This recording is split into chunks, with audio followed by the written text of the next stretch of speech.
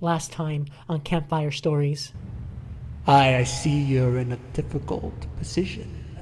Do you fear death, young architect? Yes. Good. Perhaps there's some use for you yet.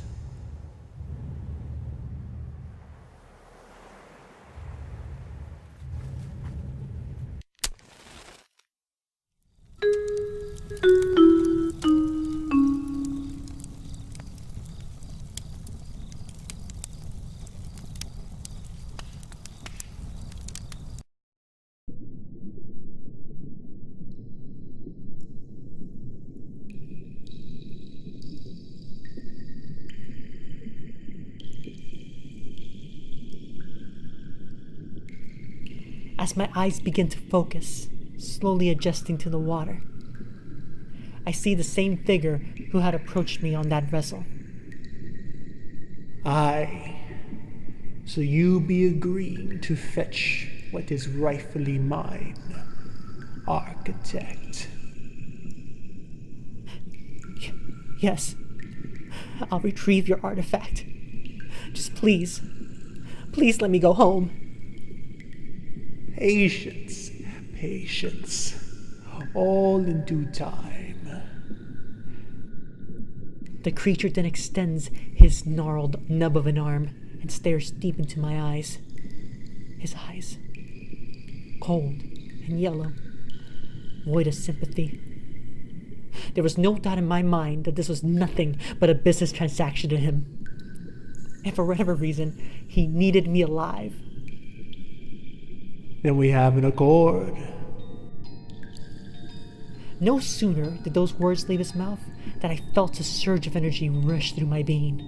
I felt my pains leave me, and I found myself standing on my own two legs. I'll be sending you to the island of Cerbadon, where the daughter of Perseus and Cetos is set to reside. On that island, you will find their daughter, and around her neck is an amulet, said to harvest the power of the one who cursed her. Wait, cursed her? Aye, for whoever stares her in the face, they be dealing with a fate worse than death. And with that, he thrust a scabbard toward my chest where it was held in place by the water prison. Defeat her and claim the prize. Do not disappoint me, architect. I felt the water prison rush backwards as it skidded through the waves toward the island of Sordodon, where my fate awaited.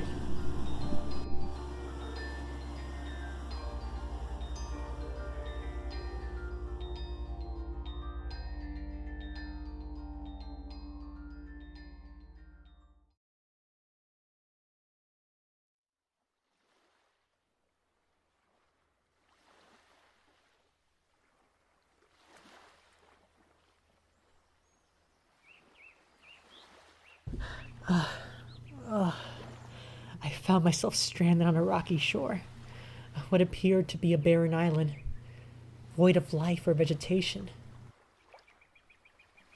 How could anyone live here? I wondered.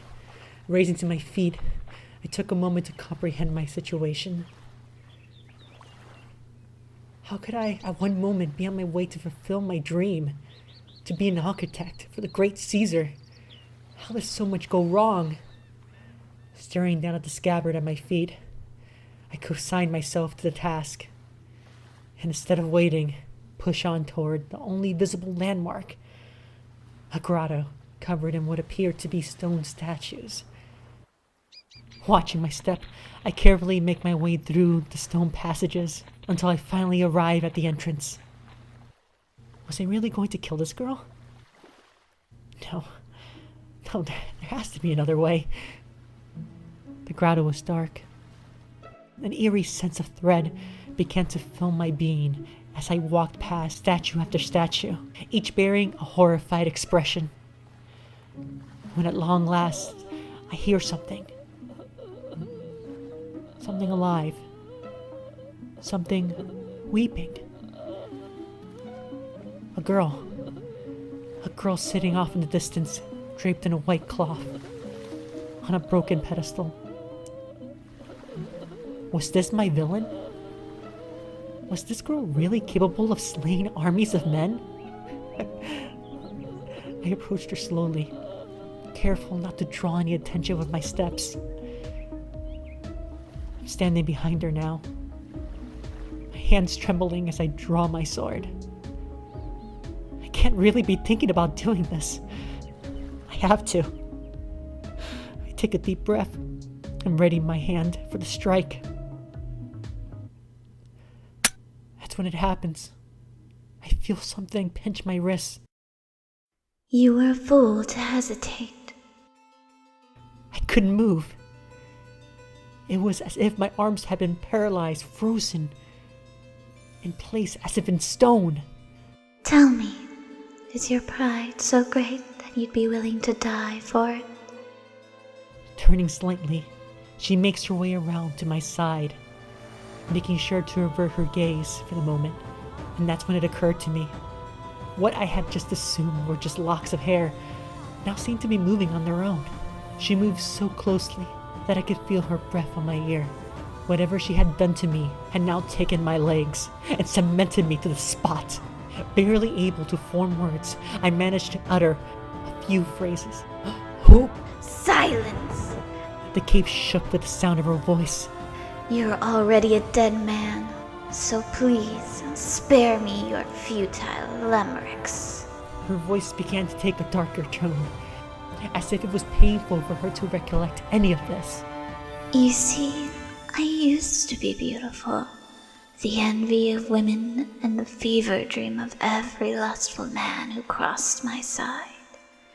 Men like you, a lone warrior. No, not a warrior. An artist, maybe. Men like you! The grotto began to shake more violently, as the stone statues around me began to collapse in every direction. Of the reason I'm here, with your disgusting, lustful desires. I managed to utter what I can. Who did this to you? Aw, so the boy can speak. Color me impressed. Not that it'll matter in a few moments, but I'll humor your last request. Ages ago, my beauty was sought out across the countryside. I was constantly showered in gifts of gold and leathers, and for a time, I felt blessed. Blessed! Till that fateful day I wandered away from town with my sisters in hopes of paying offering to the goddess Athena. That's when Poseidon, a male god, violated me.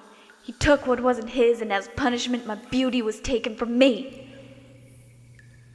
A silence fell over the grotto. And so, now it's my turn to punish these lustful men. Every last one of you. Just like the ones before. Just then, a grim realization begins to hit me. These men. You mean these statues? Yes, all were once men who deserved to be punished. And now, so will you. Turning her gaze fixedly on me, I began to feel my body stiffen as I slowly watched my skin become stone. Looking back at her, she asked through a sideways grin. Any last words?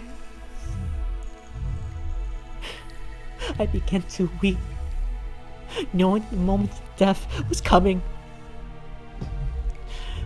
And through weak and gargled voice, I only had but one thing to say to her. I'm so sorry. I'm so sorry this happened to you. The last of my vision began to give out as I watched her face change from malice to shock. Everything went black.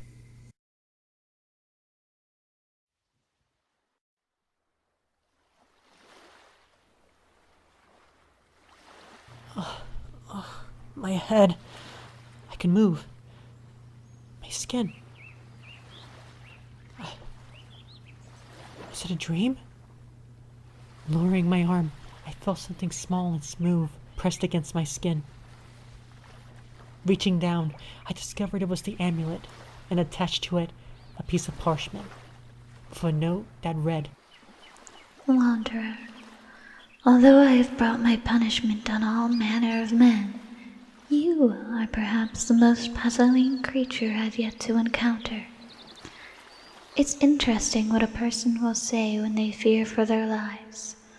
Most men grovel, plead, and try to bargain. But you thought only of my pain. No man has ever seen beyond my external features. Then, with my beauty, and now with my curse. But you saw me for what I was, someone in pain. I don't know why you came here, but I expect it must have been important enough for you to consider striking me down. So, I think this time I'll do something I've never considered. I'll reward you.